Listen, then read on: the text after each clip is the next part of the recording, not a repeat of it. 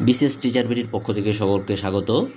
আজকে আমরা বাংলা সাহিত্যের একজন অনন্য ব্যক্তিত্ব, অনন্য সাহিত্যিক মাইকেল মধুসূদন সম্পর্কে জানব।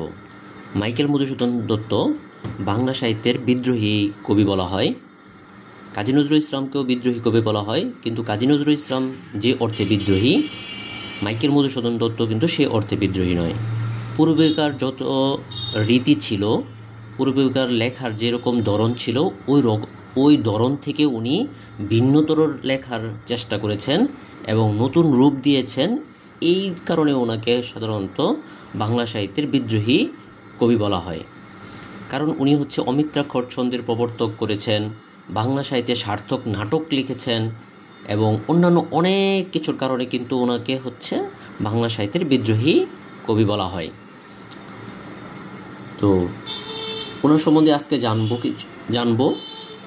উনি সাধারণত অনেক ক্ষেত্রে অবদান রেখেছেন। বাংলা সাহিত্যের নাটক, কাব্য সবগুলাতেই উনি অবদান রেখেছেন। তো ওনার ব্যক্তি জীবন নিয়ে অন্যদিন আলোচনা করব। ওনার কাব্যগুলো আমি যদি কাব্যগুলো লিখি, 1 নম্বরে আসে তিলোত্তমা সম্ভব। আমি আবারও বলি, আপনি যদি স্লাইড আমি একটা কথা এখানে বলে নিই, আপনি যদি স্লাইড দিয়ে দেখে শুধু পড়ে যান, তখন কিন্তু আপনার জিনিসগুলো মনে থাকবে না। আপনাকে অবশ্যই লিখে পড়তে হবে। এর কারণ হিসাবে আমি বলতেছি একটা কারণ, যে আপনি তো প্রতিদিনই 100 টাকার নোট, 500 টাকার নোট দেখেন, কিন্তু আপনি যদি এটাকে আঁকতে দেওয়া হয়, তাহলে এখন কিন্তু আপনি সরাসরি বলতে পারবেন না যে ওইখানে কি বিষয় আছে। কারণ আপনি কিন্তু প্রতিদিন কিন্তু আপনি টাকাটা দেখেন, কিন্তু আপনি কিন্তু ওইভাবে খেয়াল করেন না যে আমাকে এই জিনিসগুলো মনে রাখতে হবে আঁকার সময়, বা এই জিনিসগুলো আমাকে যদি কেউ জিজ্ঞেস করে তখন আমাকে বলতে হবে। তো আপনাদের যে এক্সামগুলো হয়, ওইখানে কিন্তু আপনাকে স্পেসিফিক করে বলতে হয়। সেই জন্য আপনাকে অবশ্যই লিখে আপনাকে শিখতে হবে।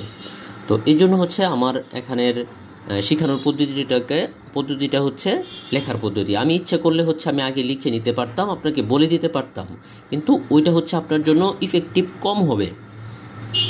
তো উনি তিলোত্তমা সম্ভব লিখছে, উনি বীরাঙ্গনা লিখছে, বীরাঙ্গনা, তিনি ব্রজাঙ্গনা লিখেছেন। তো সবগুলো কাব্যই অনেক ভালো এবং উন্নত সাহিত্য মানের। তিলোত্তমা সম্ভব কাব্যের একটু সংক্ষিপ্ত এখানে আমি বিবরণ বলছি। মানে সুন্দর উপসুন্দর ছিল। তারা আমি নামটা লিখে দিচ্ছি, সুন্দর আর উপসুন্দর ছিল।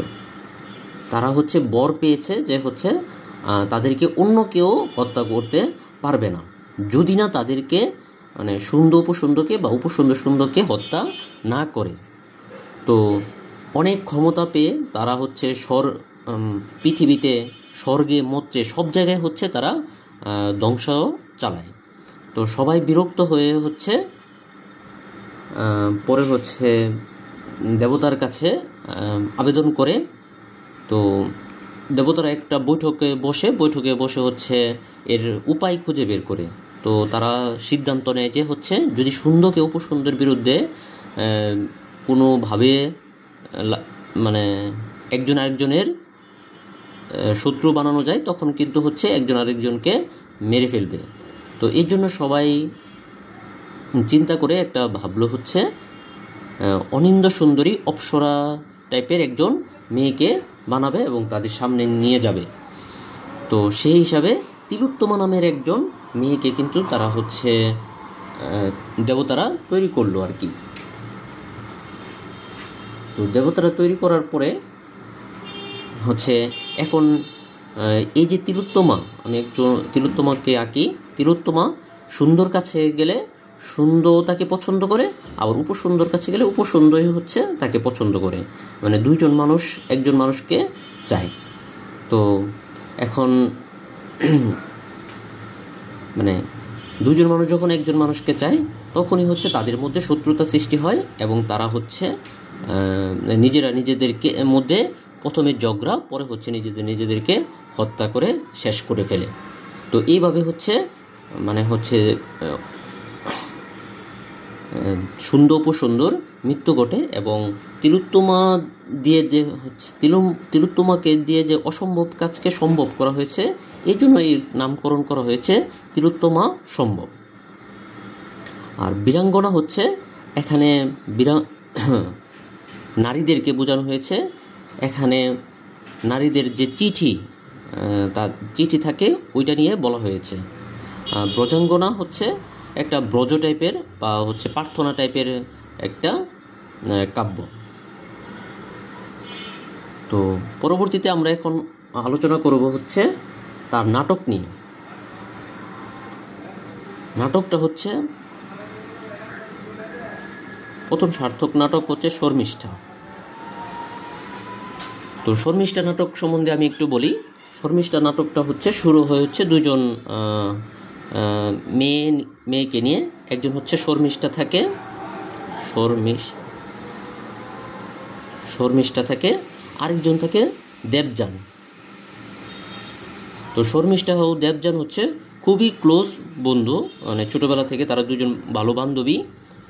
তো একসাথে চলাফেরা করে, কিন্তু শর্মিষ্ঠা যেহেতু হচ্ছে রাজার মেয়ে, রাজকন্যা, তো তার ভিতরে কিছুটা মানে বড় হওয়ার সাথে সাথে তার ভিতরে কিছুটা আত্ম অহংকার, এই জিনিসগুলা জন্ম নেয়।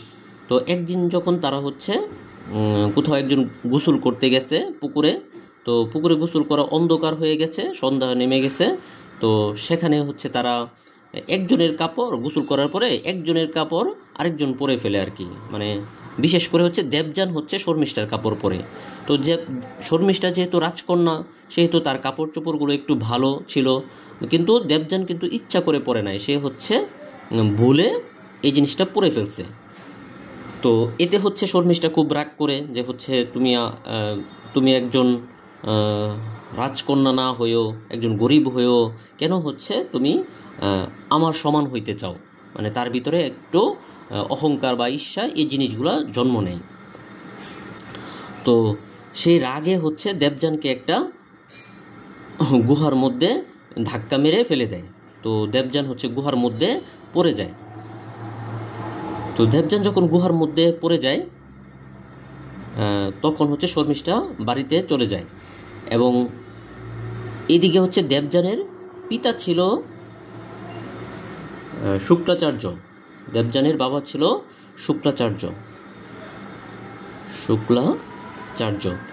উনি হচ্ছে যেহেতু ঋষি টাইপের মানুষ, তো উনি হচ্ছে খুবই পাওয়ারফুল। মানে হিন্দু সমাজে হচ্ছে ঋষিরা কিন্তু খুবই পাওয়ারফুল থাকে।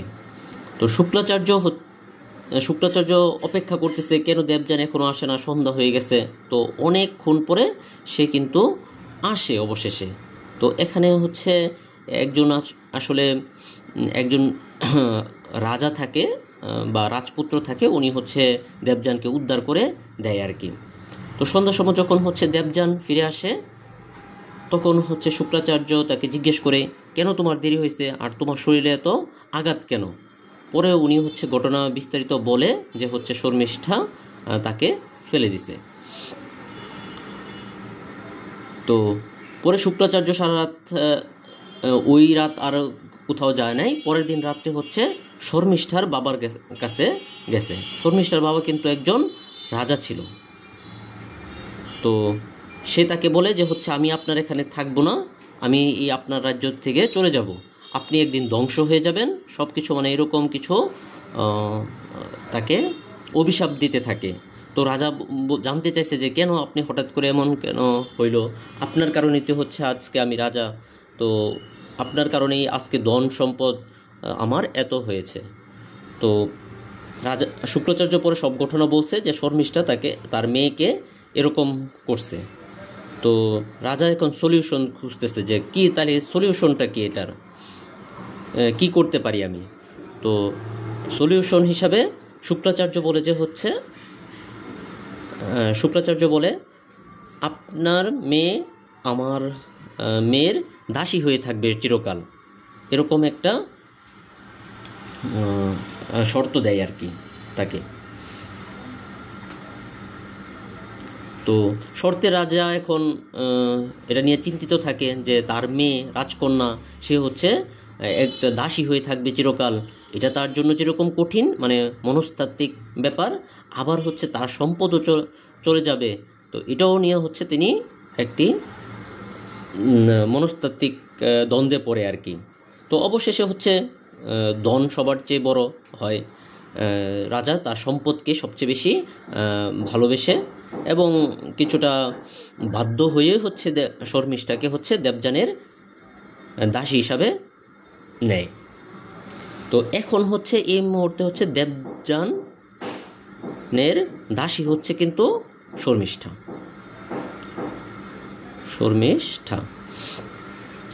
তো এর কিছুদিন পরে হচ্ছে দেবযানকে যে উদ্ধার করে দিয়েছিল, যে ক্ষত্রিয় বংশীয় যে রাজা ছিল, নাম ছিল তার যযাতি।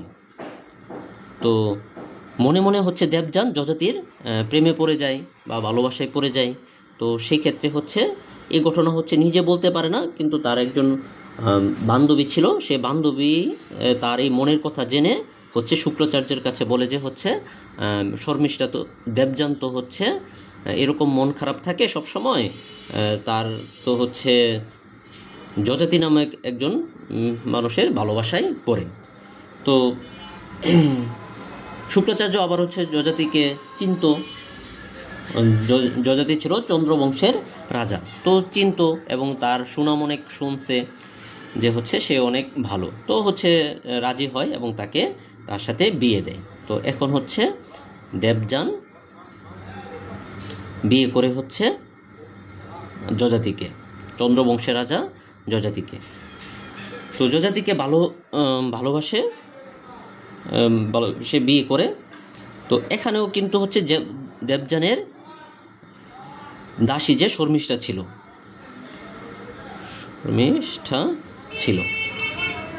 তো অনেক একজন রানীর তো অনেকগুলা হচ্ছে দাসী থাকে, তার মধ্যে শর্মিষ্ঠা ছিল।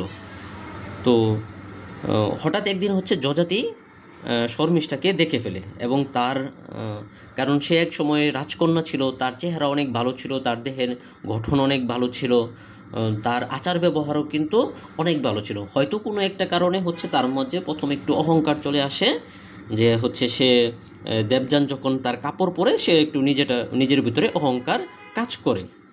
তো তার হচ্ছে রূপ দেখে হচ্ছে যযাতি আবার তার ভালোবাসায় পড়ে যায়। তো শর্মিষ্ঠাকেও সে পেতে চায়। তো অবশেষে হচ্ছে শর্মিষ্ঠার সাথেও হচ্ছে যযাতির কি হয়, বিয়ে হয় এবং তাদের পুত্র হয়। তো তাহলে সংসার এখন হচ্ছে দুইটা হয়, সংসার এক, আমি লিখে দিচ্ছি সংসার এক, আর হচ্ছে একটু খাতাটা উপরে উঠে নিই, সংসার এক, সংসার দুই। তাহলে হচ্ছে সংসার এক দেবযানকে বিয়ে করে, তো দেবযানের এখানে হচ্ছে সন্তান হয় হচ্ছে দুটি সন্তান হয়। আর হচ্ছে শর্মিষ্ঠাকে যেখানে বিয়ে করে, তো সেখানে হচ্ছে আবার ছেলে হয় হচ্ছে 3 জন। তো এই খবর অনেক দিনই হচ্ছে গোপন ছিল, অনেক দিন গোপন থাকার পরে হঠাৎ একদিন এই কথাটা ধরা পড়ে, কারণ শর্মিষ্ঠার এক ছেলে হচ্ছে দেবযানের এখানে যায়। কারণ শর্মিষ্ঠাকে হচ্ছে যযাতি হচ্ছে খুব একটা গোপন আস্থানার মধ্যে রাখছিল, বা গোপন একটা কক্ষে রেখে তাকে, তার সন্তানও হচ্ছে আলাদাভাবে রাখে আর কি। তো রাজার তো বিশাল সাম্রাজ্য থাকে, যে কোনো একটা জায়গায় রাখছিল। তো হঠাৎ জানতে পারে, তো দেবযান খুব কষ্ট পায়, সে হচ্ছে নিজের বাপের বাড়িতে চলে যাওয়ার জন্য চিন্তা করে দেবযান। তো এদিকে হচ্ছে আবার দেবযানকে দেখতে তার বাবা শুক্রাচার্য অনেক দিন পরে আসে। তো রাস্তায় তাদের দেখা হয়, তো রাস্তায় তাদের কথা শুনে কিন্তু হচ্ছে শুক্রাচার্য আবার বলছিল যে যেহেতু সে ক্ষত্রিয় বংশের যেহেতু সে তো এই কাজ করতেই পারে, কিন্তু দেবযানের পীড়াপিড়িতে বা দেবযানের প্রতি তার ভালোবাসার কারণে অবশেষে হচ্ছে শুক্রাচার্য যযাতিকেও হচ্ছে অভিশাপ দেয়, যযাতিকে জরাগ্রস্তের অভিশাপ দেয়। তো যযাতির জরাগ্রস্ত হয়ে যায় এবং সে বিছানায় পড়ে যায়। তো এদিকে হচ্ছে শর্মিষ্ঠা তাকে সেবা শুশ্রূষা করতে থাকে। অবশেষে দেবযানও তাকে সেবা করতে থাকে। কিন্তু সবাই এখন চায় হচ্ছে যাতে হচ্ছে যযাতি ভালো হয়ে উঠুক। তো যেহেতু একবার হচ্ছে তাকে অভিশাপ দিয়ে ফেলছে, তো ওইটাতে উঠাতে হলে শুক্রাচার্য হচ্ছে তাকে বলছে যে আপনার কোনো সন্তান যদি আপনার জরাগ্রস্ত নেয় তবে হচ্ছে আপনার এই জরাগ্রস্ত মানে ভালো হয়ে যাবে।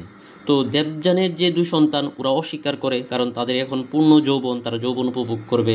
আবার হচ্ছে শর্মিষ্ঠার যে 3 ছেলে, এর মধ্যে 2 ছেলেও অস্বীকার করে, কিন্তু এক ছেলে হচ্ছে বলে আচ্ছা ঠিক আছে, আমি আমার বাবার জরাগ্রস্ত নিতে রাজি আছি।